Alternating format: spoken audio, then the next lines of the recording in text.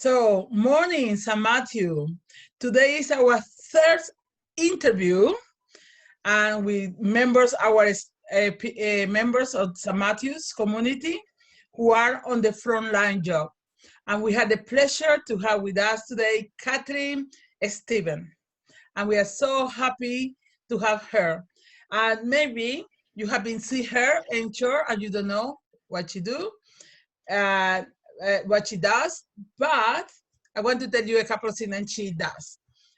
She's one of the helpers for the E9 and Fridays. So she's helping us with all those crazy children around, helping us to serve in there and be with them there. And someone told me as well that she played the violin very well. Yeah. Oh. And as well, then she played football. So that made me very happy. So that's the little thing that we know about Catherine, but she's going to talk about her a little bit more. So I want to ask her the first question, and is, tell us what your job is and what you usually enjoy about it. Hiya. So I am a manager at Waitrose in East Sheen, which is near Richmond. And normally what I enjoy about it is it's a very active job. It keeps you busy all day, but also that you get to work very closely alongside your team of people. So obviously that's a bit different nowadays. Oh, okay. The second question is, how has life at work at home changing for you over the last few weeks?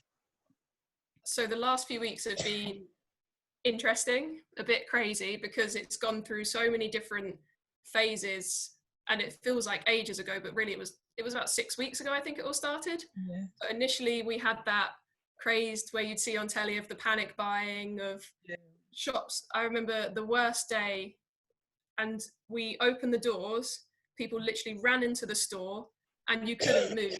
The queue for the checkouts was all the way around the store. Like we had to marshal it. It felt like we were doing crowd control rather than working in a supermarket. That was probably one of the worst days. So that was when there was like the biggest sense of panic in the store. And then there was like the next couple of weeks after that where you'd go into the supermarket and there was nothing, and we were struggling to keep products on the shelf because we just couldn't keep up with it. And that was for us a weird time because it was stressful, but also we had nothing. We had no stock, so we had nothing to do. So it was a boring couple of weeks in a way. We were also like panicked. It was a bit all over the place. But now things have generally settled down. It's to the point where when we're at work, you almost forget that there's anything crazy going on. You'll just be doing your job as normal. Suddenly someone will walk past you in a mask, or then you go to the front and you see the people queuing, and then you're doing the crowd control, and that's when then you remember that actually nothing is normal at the moment. Oh, yes. And then I think at home it's been, well, I live on my own, so that's been strange because I just don't see anyone anymore. I'm glad I go to work because it's the one time I get to see people and actually still be able to be social face to face, which is quite nice. But yeah, otherwise I get home from work and I have a lot more time to fill. So I've been playing a lot. I play the piano as well. I've been playing that a lot. And been taking full advantage of the walks, going for a couple of hours walk a day, just keeping myself busy basically. Yeah, think about it. I was remember the day that you went to with trio and Jackie was sick, and so I want to say all of you that she was taking trio out every day, and I made that job for Jackie. That is a good thing. So thank you very much. And I can imagine that you're not playing football in this day. No, I don't play football too much anymore. I played it while I was at university, and then I've sort of fallen out of it. So I say loads and loads, I want to get back into it, and never get around to it. So maybe once lockdown's over, then I can play sport again. There you go. The next question is, what has been difficult for you personally?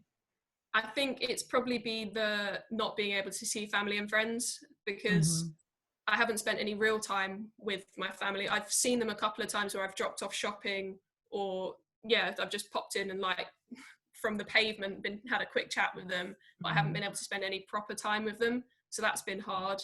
And things like I've missed, so it was my brother's birthday. One of my cousins was supposed to get married, so like events that we've been missing out on. I've got a goddaughter who's been to church a couple of times. She's like started to walk and talk, and I'm missing out on that. So it's all the people that I miss all that You side. miss it. Yeah. Well, there are questions here and say, are there any part of the last week, the last few weeks that you have enjoyed? The best thing I think I found is there is no traffic. So whatever time I have to go to work, it takes me the same amount of time. Whereas normally I'd be like, oh, okay, I'm starting this time, I have to leave this much time. Now I'm just like, half an hour, I'm there, that's easy. So that's quite nice. And I think it generally feels more peaceful outside because there's less traffic. But then I think the best thing I like the most is where people they're looking out for each other a bit more, I think. So you get that sense of, it's like that feeling of community and like a level of care and appreciation for each other that's come out that's been quite nice. Yes, the next question is about that. People is clap for the carers and outside and for the people like you working in the front line. What that mean for you? I think it's nice. I have managed to miss every single one so far because I've always been at work, and it's like the time where you're locking up and you're doing stuff, so we can't go out and clap. But I think I've seen videos of it, and my friends tell me they've done it, and it's really nice. It's just a really nice, simple way to show appreciation for the NHS and for other people that are still working, and just for services that definitely deserve the appreciation that might not always get it.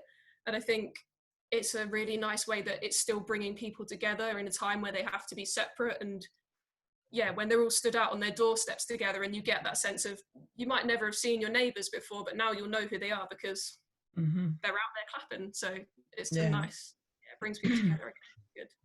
And let us to know how do you think people is changing the attitude with people in the supermarket, with people that are attending in the supermarket?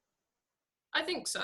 I'd like to think it would continue after lockdown, because most people are nicer to us. Like, we've had a few lovely people in who they'll like do their shopping, they'll buy a couple of boxes of chocolates and they'll leave them at the front for us. We've got some really nice letters and cards sent in from residents around, like thanking us for being at work, thanking for what we do. Obviously, you always get the people who are still horrible, but we try and forget about them. Focus on the ones who are nice. But yeah, generally people are being nice and showing their thanks. And it is like people will just walk past you and say thank you. And it's that's really good. nice. Yeah. Good. That's good.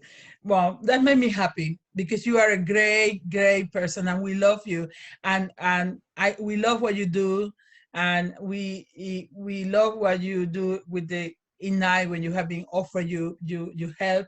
So we know that you are a great helper all the way. So we want to show our appreciation to you. And our last question is, what can we pray for? Anything that you really feel we can pray for? I think to just pray for everyone, all the key workers that are still going, to try and keep us as normal as we can in a weird time, and to keep us on track so that when we do go back to properly normal, that we still have some sort of semblance of life going.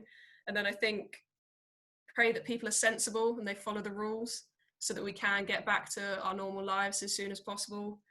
And I think the biggest, pray that when this is all done, that we still have that sense of community and sense of kindness, and that can continue, and we maybe can change our perspectives on our lives a bit and keep the good things. Let us try and keep the good things that coronavirus has shown us. Yeah. Okay, thank you, Catherine. It was so good to have you, and we hope to see you soon in the chair and giving you a hug, and you can go to see mommy and your brother and you a goddaughter as well.